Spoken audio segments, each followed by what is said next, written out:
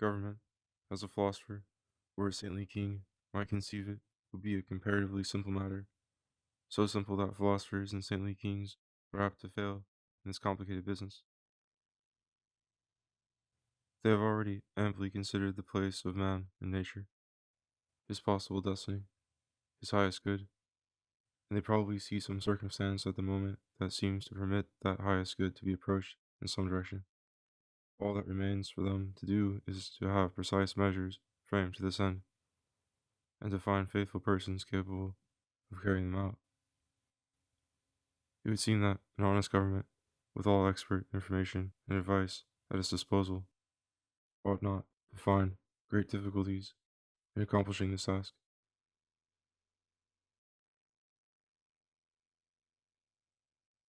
But there is something else to be considered, something which, in fact, absorbs almost the whole attention of governments and constitutes what we currently call politics. Wise decrees of good administration are nothing to the purpose if you do not secure acquiescence in the public at large. You are governing living beings. You will never do anything for them or with them unless you enlist their labor and goodwill, or at least secure their passive submission. Simple minds might suppose that if you adopted the best measures in the interest of the people, the acquiescence and even the enthusiasm of the people would follow as a matter of course. And no doubt, if your measures were allowed to bear fruit, the people would prize the advantages so secured. But even then, they might not attribute their well-being to your action, but to other circumstances, or to the intrinsic nature of things, since what is welcome soon seems normal. Moreover, the good fruits may never ripen, because ill will, obstruction, contrary unforeseen accidents may intervene, tempting you in many a blind path of the labyrinth, in spite of your thread. Nor is acquiescence requisite and precarious only in the people at large. You must obtain it from your agents also, in a civilized state, such, for instance, as France under the Third Republic. The more or less grumbling acquiescence of the people can be counted upon for almost any measure adopted by the government, even for measures that demand the greatest sacrifices, like war, or that most uselessly outrage the feelings of pious people, like persecution of the church. After all, even war or irreligion leaves the structure of society standing. Lives are lost, property destroyed, prices disturbed, old pieties abandoned. But all this might very well have happened sooner or later, even without government action. The people would probably endure it. Government, with such security for insurrection, would seem to be at liberty to govern intelligently, like the poor, incapable saintly kings or legislating philosophers. But not a bit of it. Perhaps was the government more absorbed in politics, more tremblingly solicitous of acquiescence here and compromise there than the Third French Republic. Not acquiescence from the people, that is taken for granted, but acquiescence from the other politicians, from the groups, parties, ex-ministers, syndicates, lodges, and trusts. All is a perpetual search for combinations, expedients, formulas, readjustments, by which the same set of politicians may come recurrently into office. If there is a slide to the left, or a reaction towards the right, that too is a search for acquiescence. It is felt that the people, or a small shifting minority, sufficient to turn doubtful elections, is out of humor with one or another measure, or with one or another phrase, and in order to secure acquiescence there, it becomes necessary to shift, for a moment, the center of intrigue and rival ambitions amongst the politicians. Whether any of the measures offered, like patent medicines, to the public, really makes for health, or what the health of the state really is, or would be, is not a practical question. Ideologies, reduced to catchwords, may be invoked, again, to secure acquiescence. but the only living issue for any government is to keep its majority in the Chamber of Deputies, that is, to obtain the acquiescence, for the moment, of other politicians. Acquiescence being thus, as it were, the silent partner in all government, and indispensable, we may well inquire how it is obtained. A young child is not cooperative, except in sucking. He is not to be controlled by what others wish, yet he is plastic, imitative, and may be guided by gentle force, suggesting what he might like to do. He will soon learn the game if it is suited to his powers. He may also be easily quieted, at least for the moment, by concessions, by sugar plums. But concessions encourage willfulness without any developing natural powers, so that control by this means may only introduce lasting rebellion and indulgence in caprice, without forming permanent tastes or habits. Custom is the greatest source of acquiescence when the custom is congenial to the native temperament.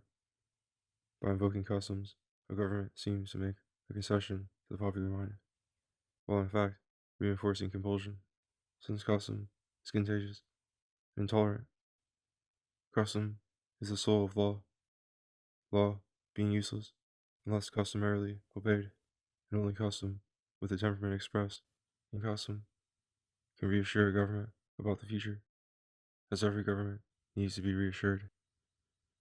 Yet customs themselves grow stale, and a break with custom, when bold and timely, may sometimes popularize a government, but that popularity will bring ruin unless the custom abandon what is unnecessary in itself, as are particular religions and laws of property, and had already become irksome or ridiculous, at least to a part of the people. Otherwise, the break with custom will tend to dissolve society and kill happiness in society. It will also render good government impossible in the end, because no great, permanent, recognized interest will survive for government to further. Brute force does not secure acquiescence, so long as in active exercise.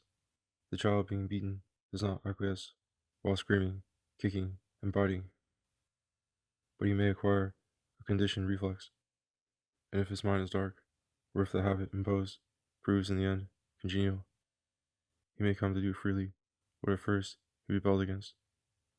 In that case, the use of brute force will have been justified as an instrument of government.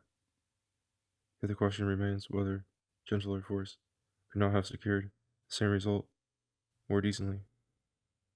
In one sense, all action and all influence is an exercise of force, and all pressure is useless so far as acquiescence is concerned.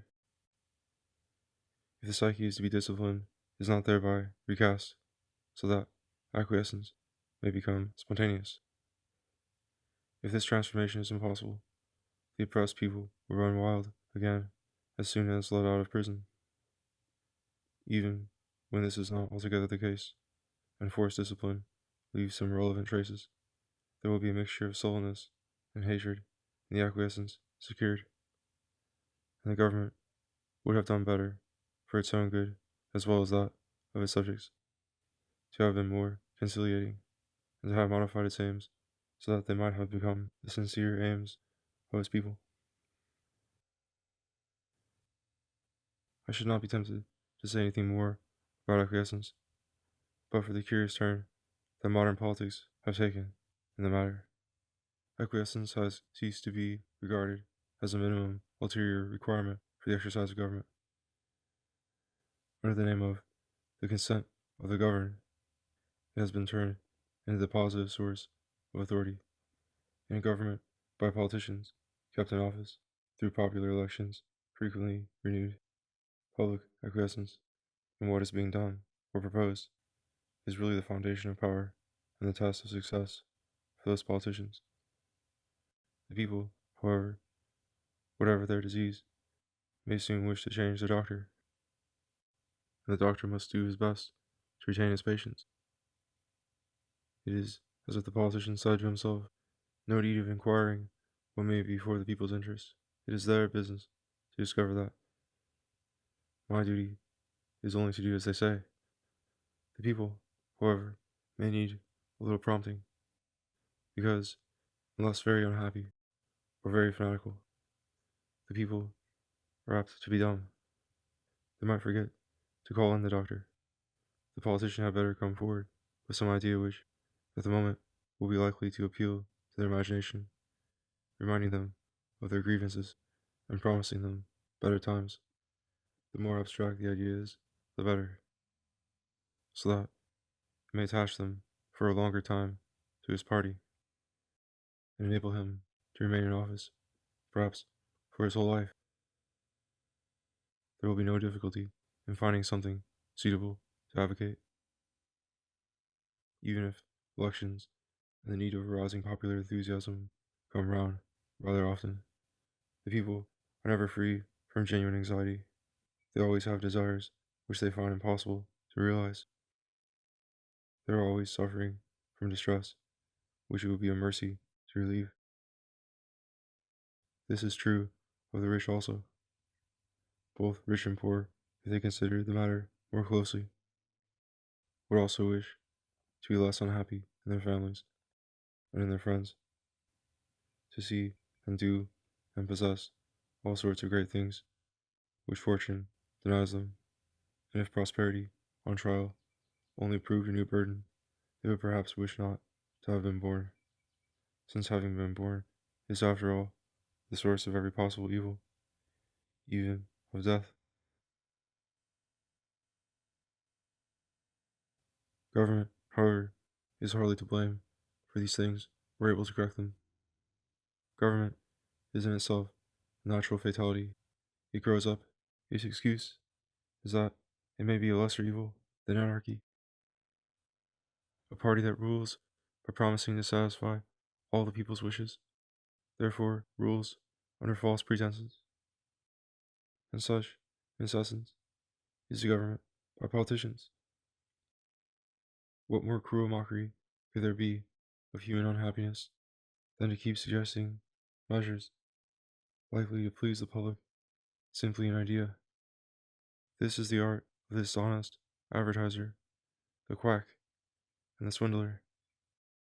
The art of government begins at the other end, by studying the nature of things, and of man in the midst of them, so as to devise an equilibrium in which man may attain, as far as possible, to his natural perfection. In the process, he will have to surrender a great many fond wishes, a great many fine plans, but he will be happier, and more humanly happy, in the end, for that discipline. The process will be perpetual, because nature and human nature are always varying, and any harmony between them must be plastic and ever renewed. Yet even in the process, acquiescence may be easily obtained with a little prudence, because the sacrifices imposed by good government are balanced by many immediate benefits, which the people, or large portions of them, will not fail to appreciate. For there is another side to political, as well as to natural life. All is not difficulty and defeat. All is not suffering and grumbling and revolt. There are pure pleasures, satisfactions not based on illusion, actions and arts congenial and perfect in themselves. Now the genius that finds expression in such arts or actions is positive and self-sufficing. It neither springs from consultation nor asks for acquiescence. It moves in the sphere of freedom, whereas acquiescence is rooted in the sphere of necessary servitude, where natural freedom is limited by a physical collision, actual or imminent, with the natural freedom of other powers. For this reason, a customary acquiescence, and not more explicit consent, is requisite for good government. Acquiescence expresses an adjustment already made, or in the making, to normal conditions, not in themselves favorable, yet impossible to disregard if action is to be successful, since it is precisely these imposed conditions and the requisite adjustments to them that good government embodies. So a good motorist acquiesces in all the curves of the road and readily adjusts his gear or his brake to the ups and downs of it. He would seem drunk if he made unnecessary meanderings or changed his speed without reason. The ideal for the government, as well as for the governed, will be to turn such acquiescence into a second nature, into a habit of adaptation to circumstances so immediate as it seems spontaneous. Yet, if it were really spontaneous and expressive of a positive inner will, no government at all, no trained eye or expert hand will be required, because a ruler who imposes unnecessary restrictions or sacrifices will be a meddlesome and fantastic tyrant, and would forfeit that claim to obedience which government borrows exclusively from the obduracy of the facts facing the interests of the people. If now, in order to avoid the appearance of tyranny, since nothing seems more tyrannical to an innocent mind than does the nature of things, the government asked for more than acquiescence, and sought to base its measures on a previous assent obtained from the people, or even waited for the people to suggest the measures to be adopted, then government will be nothing but pension go-betweens and officious parasites, as politicians actually are. If the people could initiate policy and direct the execution of it, no governing body, no laws, traditions, or hierarchy of officers will be required. Popular initiative, popular assent, and popular direction are not impossible in certain matters, at certain moments. There is lynch law and mob rule and acclamation of some hero carried shoulder high to be Caesar, but as this last instance shows, such positive sovereignty of a common will can only be instantaneous. It dissolves upon being exercised. Neither primitive anarchy returns, or some governing body survives, takes the reins in its hands, and requires only popular acquiescence to do its work properly.